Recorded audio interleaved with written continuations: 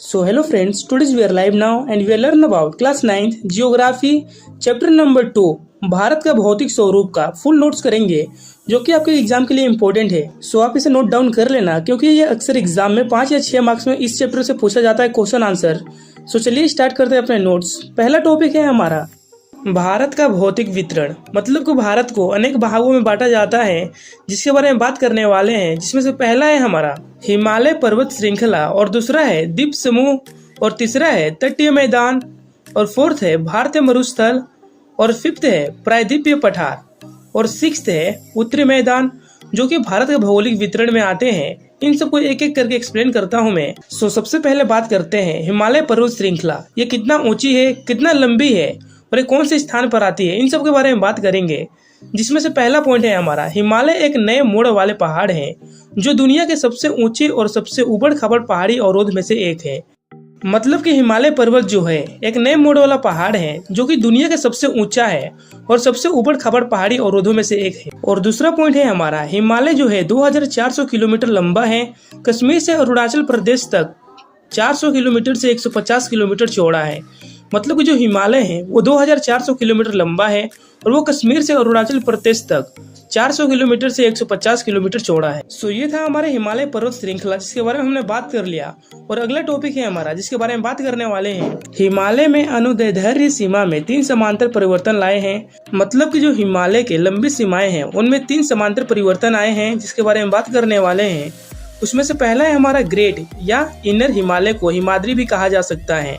मतलब जो ग्रेट है उसे हम इनर हिमालय को हिमाद्री भी कह सकते हैं। और दूसरा समांतर है मध्य हिमालय जिसे हम हिमाचल भी कह सकते हैं। और तीसरा समांतर है बाहरी हिमालय को शिवालिक भी कह सकते हैं। सो ये था हिमालय में लंबी सीमा में 3 परिवर्तन है जिसके बारे में हमने बात कर लिया। और अगला है हमारा हिमालय को 4 भागों में बांटा जा सकता है। जो हिमालय है उनको हम 4 भागों में बांट सकते हैं। जैसे कि पहला है पंजाब हिमालय जो कि सिंधु और सतलुज के बीच में आता है। मतलब कि जो पंजाब हिमालय है वो सिंधु और सतलुज नदी के बीच में आता है। और दूसरा जो है कुमाऊं हिमालय जो कि सतलुज और काली के बीच, मतलब कि जो सतलुज और काली की नदी है उन दोनों के बीच में आता है कुमाऊं। और तीसरा है नेपाल हिमालय जो कि काली और तीस्ता के बीच में आता है। मतलब कि जो नेपाल है वो काली और तीस्ता नदी के बीच में आता है। और फोर्थ और आखिरी है असम हिमालय जो तीस्ता और दिबांग नदी के बीच में आता है।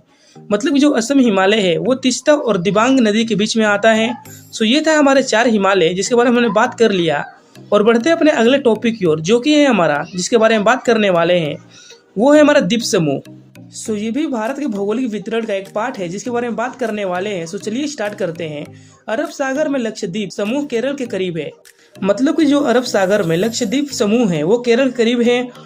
द्वीप समूह का दूसरा पॉइंट है अंडमान और निकोबार द्वीप समूह 2 द्वीप समूह है। अंडमान द्वीप में 204 छोटे द्वीप हैं और भारत का एकमात्र सक्रिय ज्वालामुखी बेरन द्वीप यहाँ स्थित है। मतलब कि अंडमान और निकोबार द्वीप समूह जो है 2 द्वीप समूह है जिसमें से अंडमान द्वीप में 204 छोटे द्वीप हैं और भारत में एकमात्र सक्रिय ज्वालामुखी है जो बेरन द्वीप यहाँ स्थित है।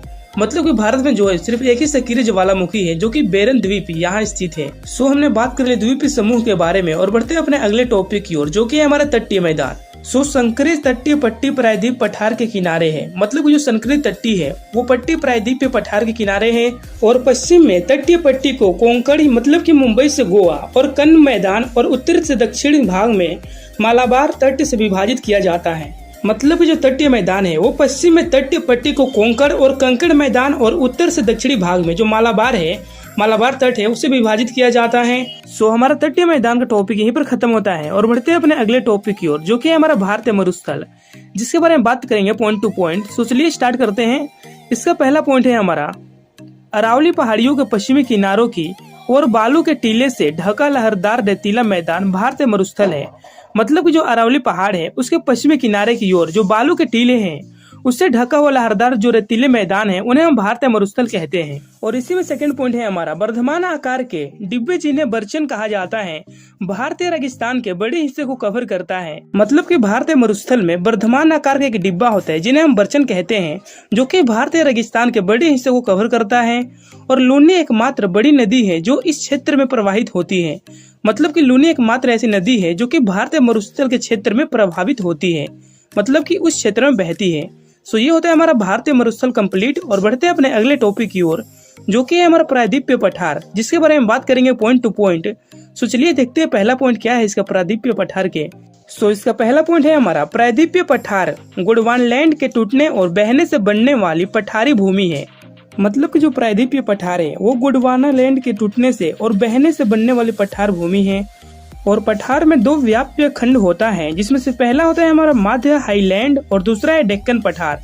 मतलब कि जो पठार है वो दो भागों में विभाजित होता है, जिसमें से पहला होता है हमारा मध्य हाईलैंड और दूसरा होता है डेक्कन पठार।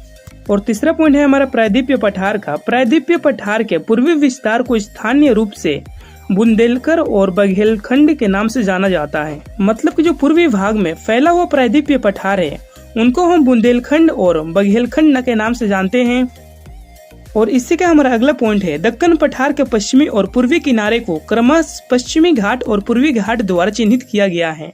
मतलब कि जो दक्कन पठार है पश्चिमी और पूर्वी किनारे वाला, उसको चिन्हित किया गया है पश्चिमी घाट और पूर्वी घाट द्वारा। और सेकंड पॉइंट है हमारा पश्चिमी घाट पूर्वी घाट से ऊंचा है। जो पश्चिमी घाट है वो पूर्वी घाट से ऊंचा है, जो कि दक्कन पठार के पश्चिमी और पूर्वी किनारे को दर्शाता है, मतलब कि चिन्हित करता है।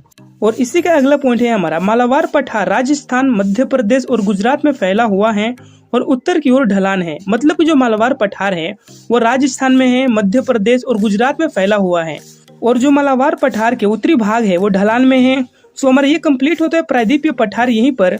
और बढ़ते हैं अपने अगले टॉपिक की ओर, जो कि है हमारा उत्तरी मैदान, जिसके बारे में बात करेंगे पॉइंट टू पॉइंट। जिसका पहला पॉइंट है हमारा उत्तरी मैदान 7 लाख वर्ग किलोमीटर के क्षेत्र में फैला हुआ है और जो 240 किलोमीटर लंबा और 240 किलोमीटर से 320 किलोमीटर चौड़ा है। मतलब कि जो उत्तरी मैदान है वो 7 लाख वर्ग किलोमीटर में फैला हुआ है और जो उत्तरी मैदान है वो 240 किलोमीटर लंबा है और 240 किलोमीटर से 320 किलोमीटर चौड़ा है। और सेकंड पॉइंट है पहाड़ों से मैदानों की ओर बहने वाली नदियां निक्षेप कार्य में शामिल होती है। मतलब कि जो पहाड़ से मैदान की ओर बढ़ती है नदियां, वो जो है निक्षेप मतलब कि माटी कटाव का काम करती है। सो इसी के साथ हमारा भारत के भौगोलिक क्षेत्र का वितरण का जो है टॉपिक यहीं पर खत्म होता है। और बढ़ते हैं अपने अगले टॉपिक की ओर, जो कि है हमारा प्राकृतिक भिन्नता के आधार पर उत्तरी मैदान को 4 भागों में बांटा जाता है। मतलब कि जो उत्तरी मैदान है उसको प्राकृतिक भिन्नता के आधार पर 4 भागों में बांटा जाता है, जिसमें से पहला है हमारा भाबर, जो कि शिवालिंग की तलहटी से सटे कंकड़ और शिलाखंडे की 8 से 16 किलोमीटर चौड़ी पट्टी है। मतलब कि जो भाबर है वो शिवालिंग की तलहटी से सटा हुआ एक कंकड़ और शिलाखंड की 8 से 16 मीटर चौड़ी पट्टी सी है, जो कि भाबर कहलाता है। और दूसरा है हमारा बांगर, जो कि पुराने जलहोड़ मैदान जो बाढ़ के मैदान के स्तर से ऊपर उठता है।